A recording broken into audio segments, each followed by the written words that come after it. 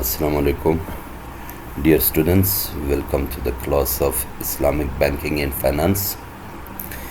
Dear students, today is our 11th lecture of Islamic Banking and Finance. Today we will discuss Islamic corporate governance. Dear students, corporate governance is a broad concept, is a broad topic. It's not only related to the Islamic, but conventional institutions, conventional corporations, non-Islamic corporations also make corporate governance of their own businesses. And corporate governance will be defined later in upcoming slides. But for now, I am telling you that the corporate governance word is combined from the two words. The first word is corporate and the second word is governance. So the meaning of corporate, you better know about the meaning of corporate, that it is derived from the corporations. It means businesses, entities, firms, organizations in the world. And governance means the laws, the principles, the characteristics regarding the corporations. Governance, the word governance has been derived from the government.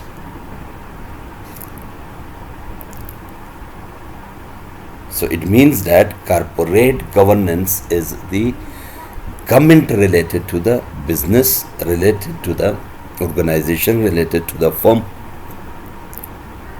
So how the people, how the personnel of an organization, how the men of organization govern the corporations. So today we will discuss these kinds of topics, that how the organizations, how the corporations are governed by the people. So let me start with the objectives of today's lecture. We will define the corporate governance in Western point of view, it means conventional point of view. We also define the corporate governance on the base of Islamic point of view, and principles of corporate governance, that are accountability, then transparency, then fairness, and then responsibility. After that, we will discuss the ingredients of good corporate governance. So due to longitude of your lecture, we will discuss the ingredients of good corporate governance and related topics in lecture 12. So today only we discuss till responsibility. It means the principle of corporate governance.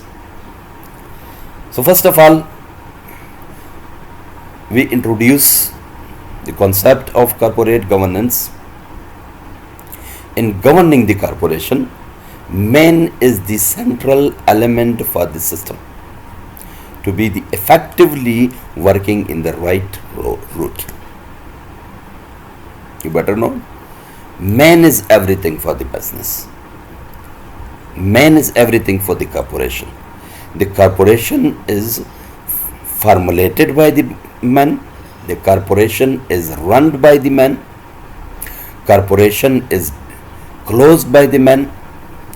It's sold by the man.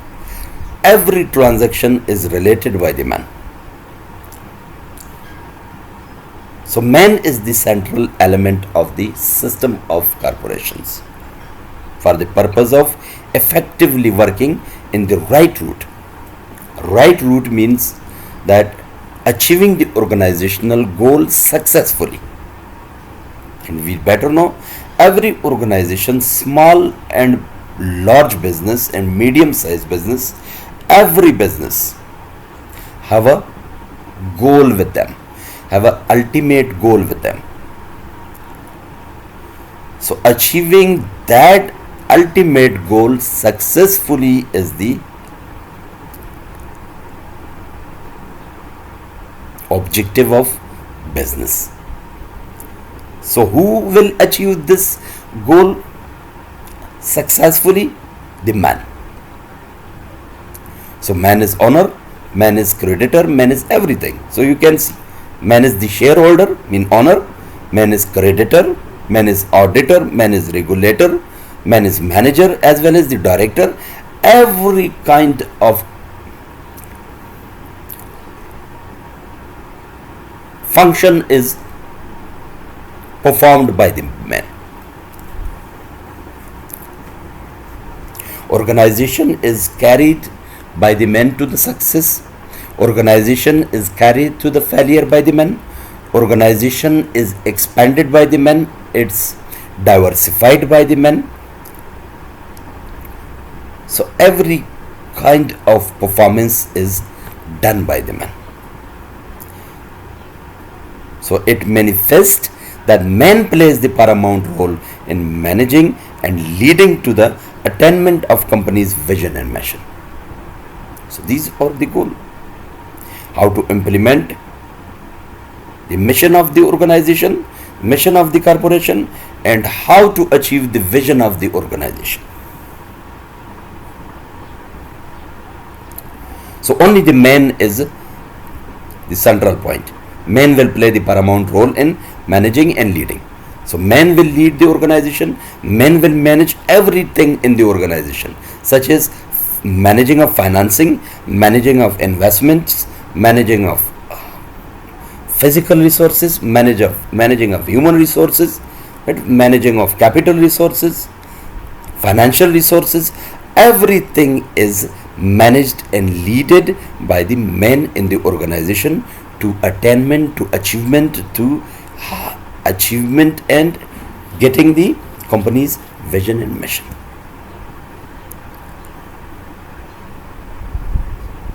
So every man has governance on his position in the organization.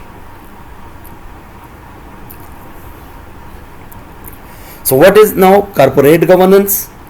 Corporate governance is the process and structure used to direct and manage the business. Simple. It's a process, it's a structure by which the organization is directed and the organization is managed. The business is directed and the business is managed. The business and affairs of the company toward enhancing the business prosperity. It means bringing the business into success, pushing the business into success, and corporate accountability with the ultimate objective of releasing long-term shareholders' value.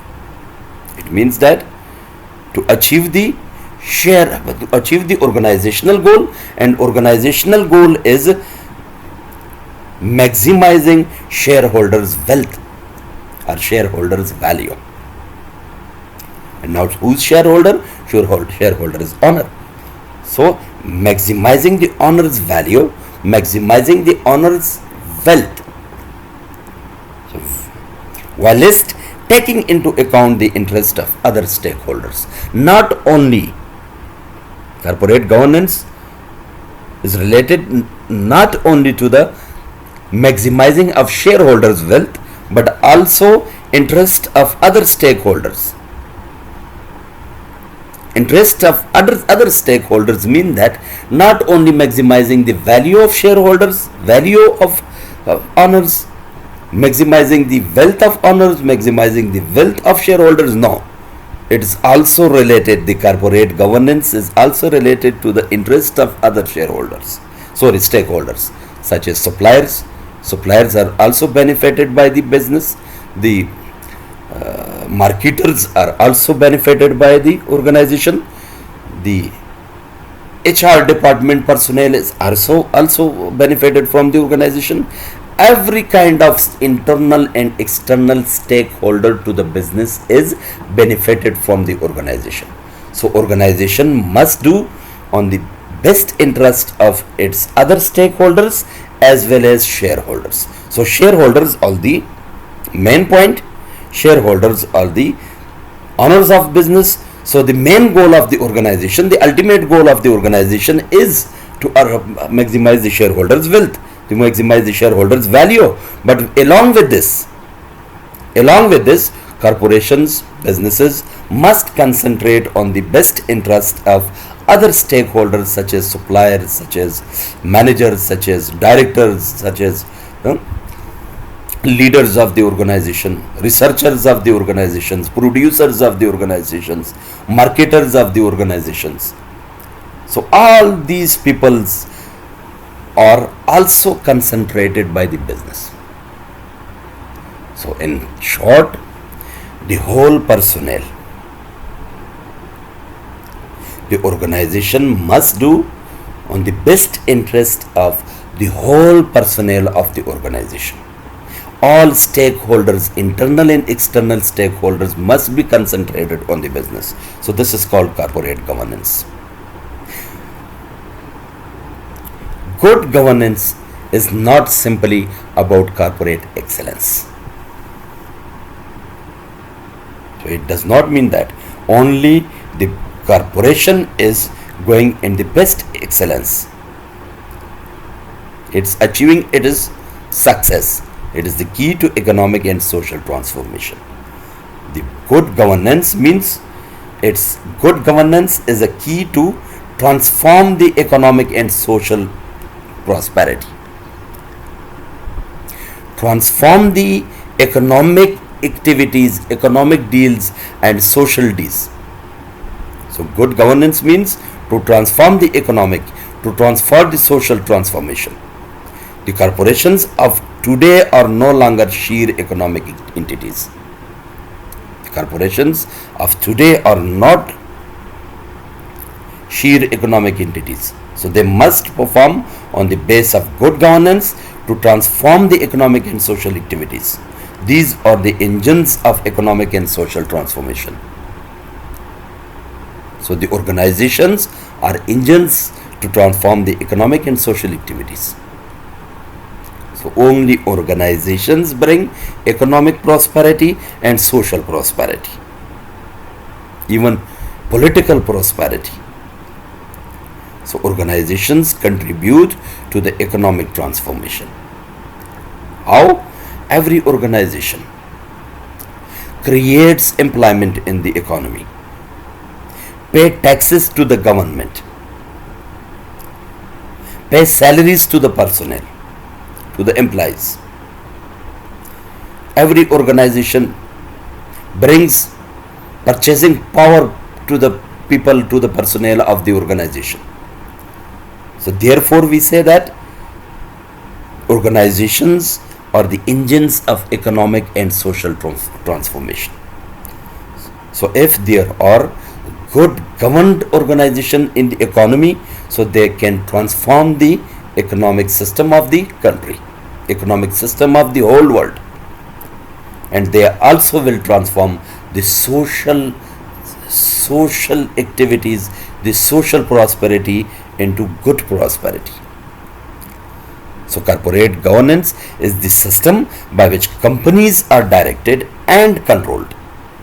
Simply, corporate governance is the system by which corporations, companies, firms, businesses are directed and managed and controlled. So every transaction, every dealing, business dealing, everything in the organization is directed and controlled. This is called corporate governance. Board of directors are responsible for the governance of their companies. So who will govern the corporations? The board of directors. And you better know about the board of directors that every organization, large organization, large firm, every corporation has a team of board of directors, which is called BODs. Shortly, they are called BODs. So these board of directors are final responsible for the business's success and the business failure and the business transformation into economic and social transformation. So the shareholders' role in governance is to appoint the directors and the auditors to satisfy themselves that an appropriate structure is in place. So shareholders are the people who will not lead the organization, who will not manage the organization, who will not control the organization. They are responsible to appoint, to purchase, to bring the directors and auditors for the purpose of satisfying themselves that the organization, the business is going in an appropriate structure, so they will satisfy themselves for the governance of organization, that they will not actively lead, they will not actively manage, they will not actively control the businesses, the organizations, the firms, but they will appoint, they will bring, they will purchase the leaders, they will purchase the directors, they will purchase the auditors for the business for the purpose of satisfying themselves that their businesses are on the way of appropriate structure.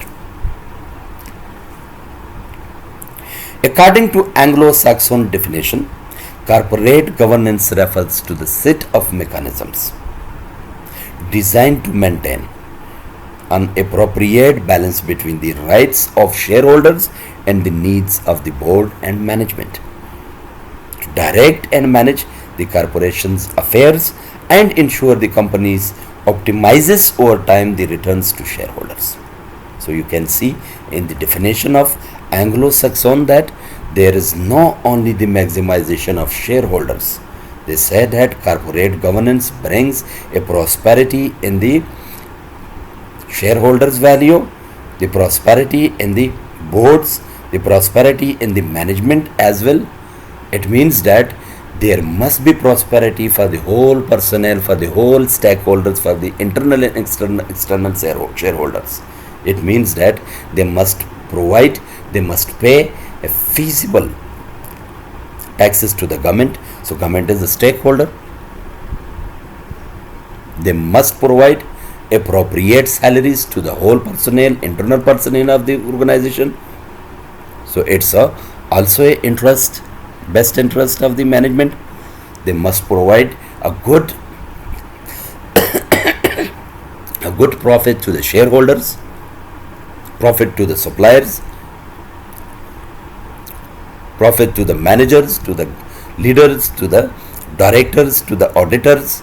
So every kind of person which is related to the business must be benefited from the organization.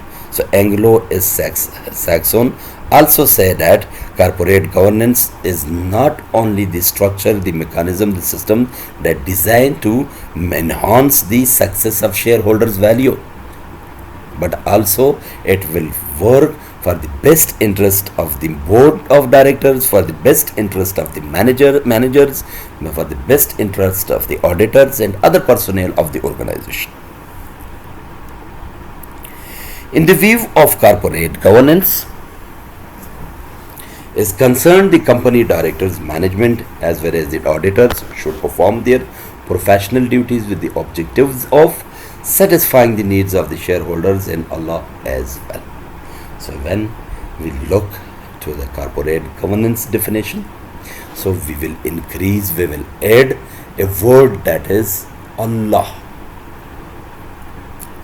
So before definitions, in previous definitions, we only discussed that the organizations must be governed for the purpose of shareholders' value maximization as well as for the best interest of other personnel of the organization or other stakeholders of the organization. But on the Islamic point of view, so in Islamic point of view, we also must consider the Allah, who is only one.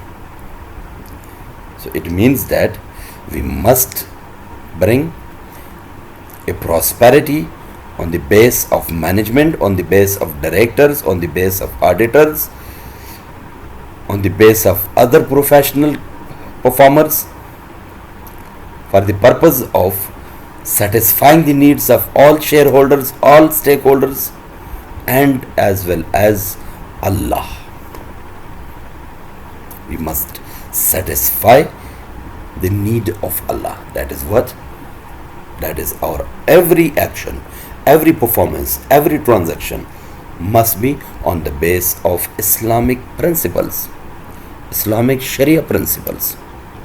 So governance is aimed of enhancing accountability, transparency, trustworthiness, and the values are paramount in Islam. Clear? So this is on the base of Islamic point of view. So we must satisfy Allah. We must satisfy all the stakeholders of the organization.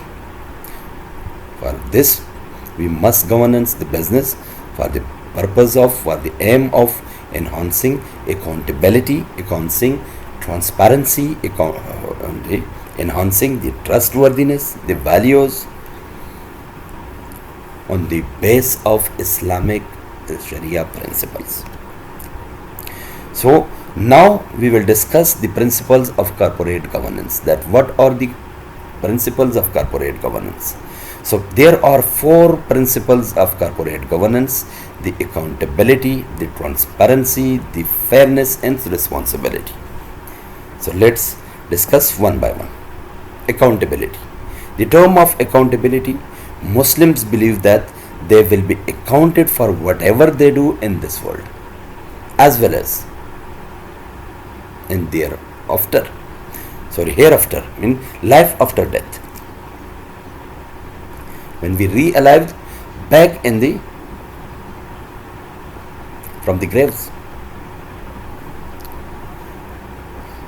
So Muslims are accounted for their every deed they do in the world. We need to fulfill the will of Allah to seek Allah's prayer. It's our responsibility. We are accountable for every kind of transaction, for every kind of deed which we do.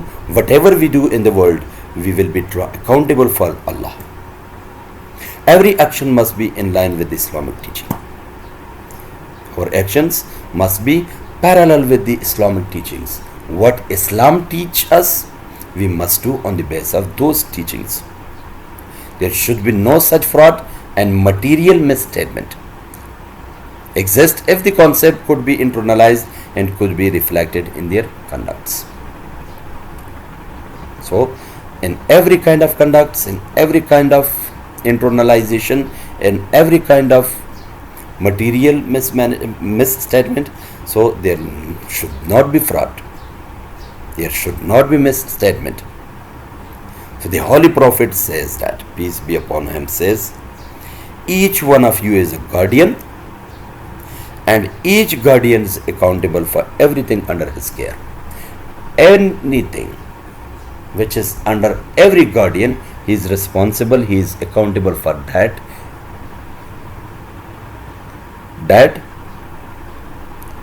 cares, that things which are under the guardian.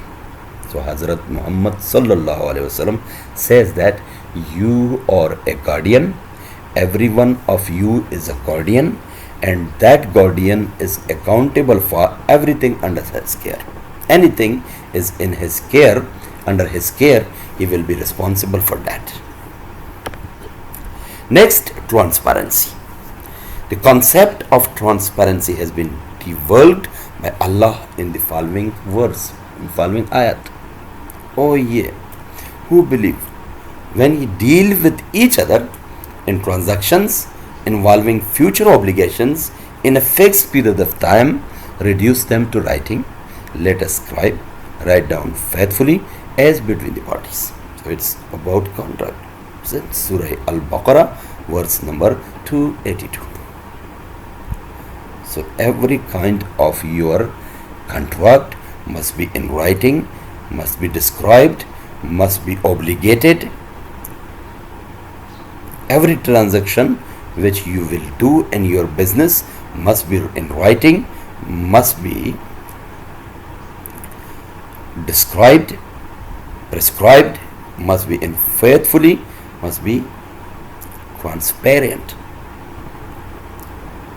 Corporations is responsible to a wide spectrum of stakeholders, sorry. They are responsible for them. Every corporation is responsible for stakeholders. Either they are internal stakeholders or they are external stakeholders. So they are responsible for them. So aim should not strictly on monetary values but social responsibility to the ummah.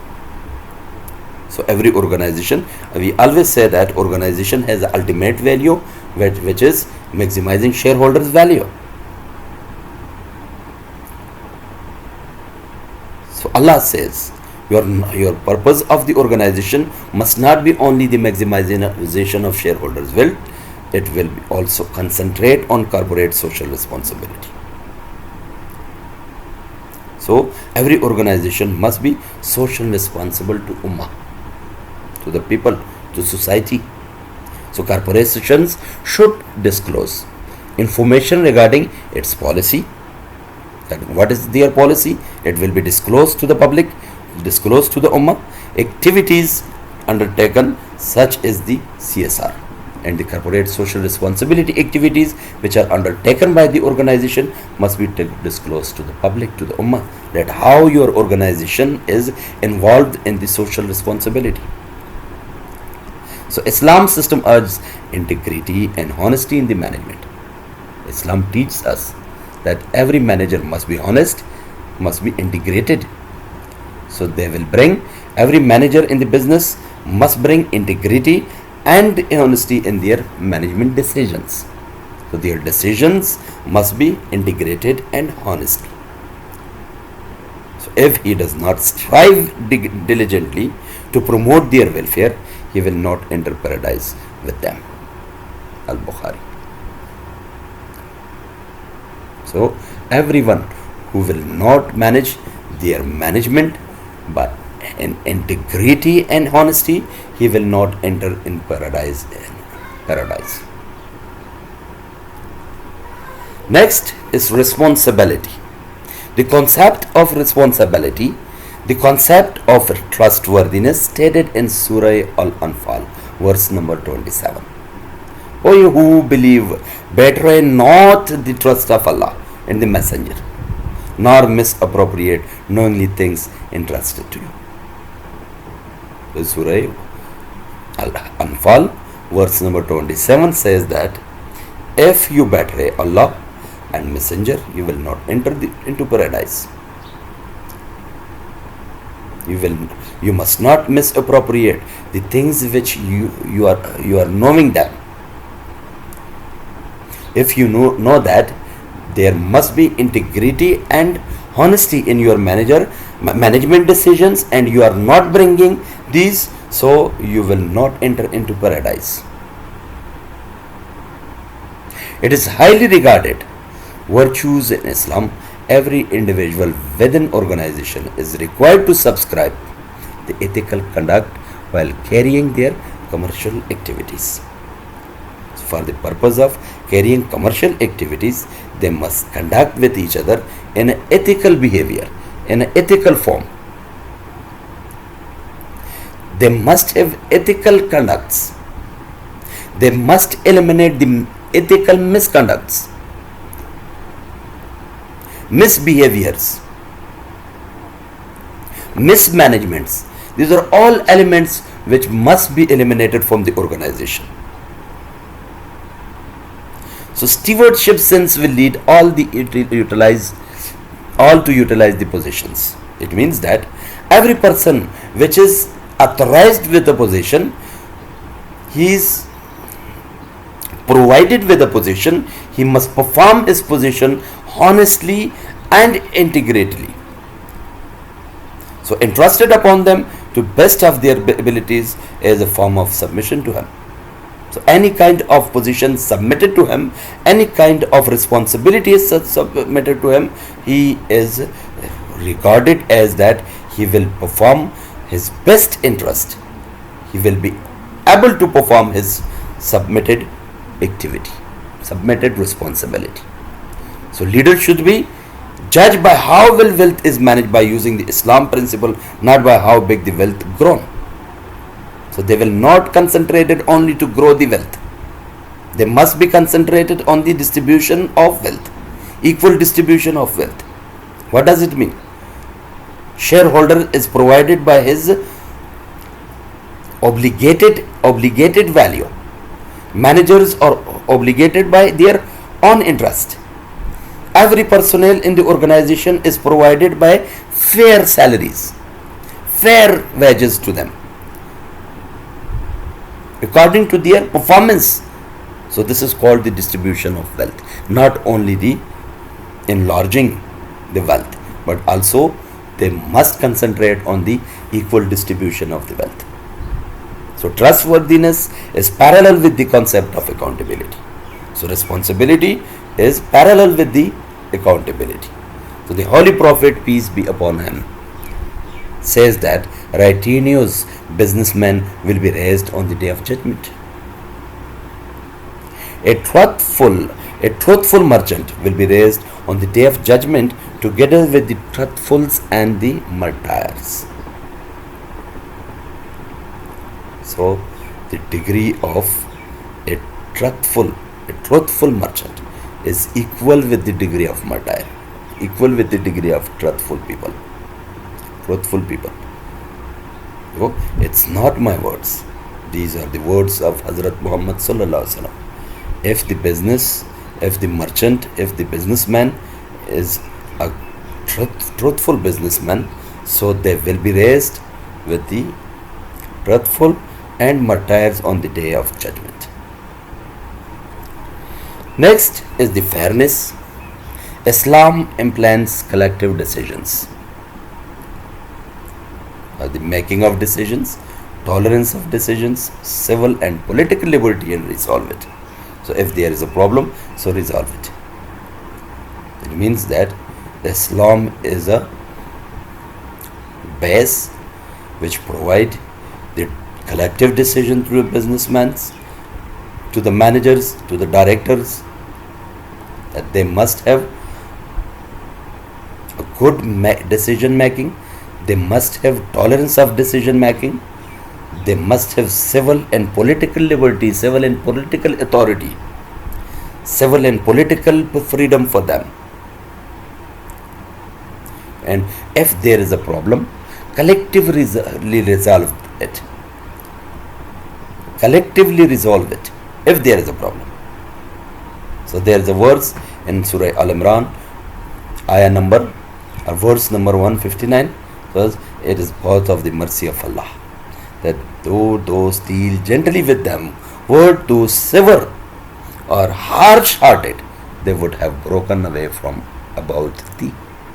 So pass over their faults and ask for Allah's forgiveness for them, and consult them in affairs of moment. Then thou hast taken a decision, put the trust in Allah. For Allah loves those who put their trust in Him. So it's a Surah Al-Imran. Islam is uncompromising about independent justice. Everyone in the world cannot make any independent justice. All the decisions, all the justice must be on the basis of Quran and Hadith. So Quran and Hadith is justice. It's all about justice. So your all justice, your all decisions must be on the basis of Quran and Hadith. Must be on the Islamic teachings. So anyone in the world is not freely make any kind of justice or make any kind of decision independently. So their justice, their decisions must be based on Allah and Quran and Hadith. So Allah doth command you to render back your trust to those to whom they are due. And when ye judge between man and man, that ye judge with justice. Verily how excellent is the teaching which He gives you. For Allah is He who heard and seeth all things. He heard and seeth all things in the world. Every decision is heard and seen by Allah.